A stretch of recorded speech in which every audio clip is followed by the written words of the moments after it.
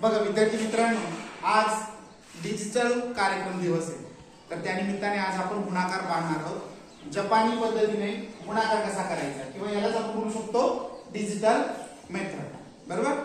गुणाकार म्हटलं की तुम्हाला काटा येतो अंगाला, बेरीज वजाबाकी आवडते, तर आपण एकदम सोप्या पद्धतीने ज्याला 1 ते 10 अंक मोजता येतात किंवा 1 ते 20 अंक मोजता येतात, तो देखील सोप्या पद्धतीने गुणाकार कसा करू शकतो ते आपण पाहणार आहोत। बघा 21 × 23, सुरुवातीला काय 2 आहे म्हणून 2 रेषा मारल्या, नंतर हा 1 आहे म्हणून इथे 1 आडवी रेषा मारली, इथे 2 आहे म्हणून इथे 2 उभ्या रेषा मारल्या, इथे 3 आहे म्हणून इथे 3 उभ्या रेषा मारल्या। कळलं इथपर्यंत?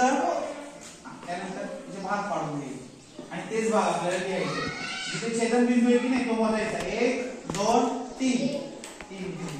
आता मधल्या भागाचे 1 2 3 4 5 6 7 8 आणि या भागाचा 1 2 3 4 483।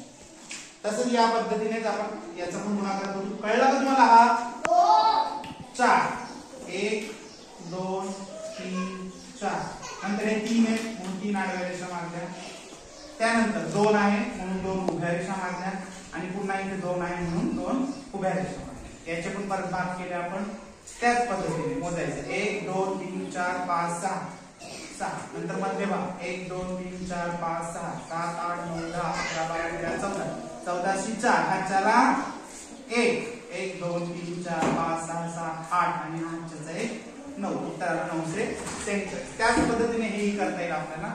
पहिल्यांदा 4 उभ्या रेषा आडव्या रेषा मारल्या, नंतर 3 आडव्या रेषा, नंतर 2 आडव्या रेषा, त्यानंतर 2 उभ्या रेषा, त्यानंतर 3 उभ्या रेषा, त्यानंतर 1 उभी रेषा। आता तसेच यांचे पण आपल्याला भाग करायचे।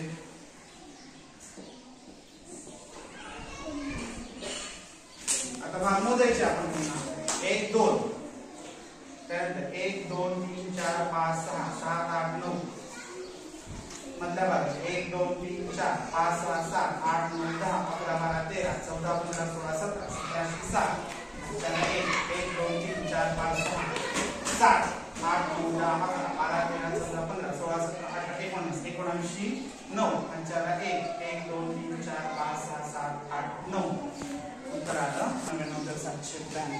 अशा पद्धतीने तुम्ही एकदम सोप्या पद्धतीने गुणाकार करू शकता। कळलं तुम्हाला?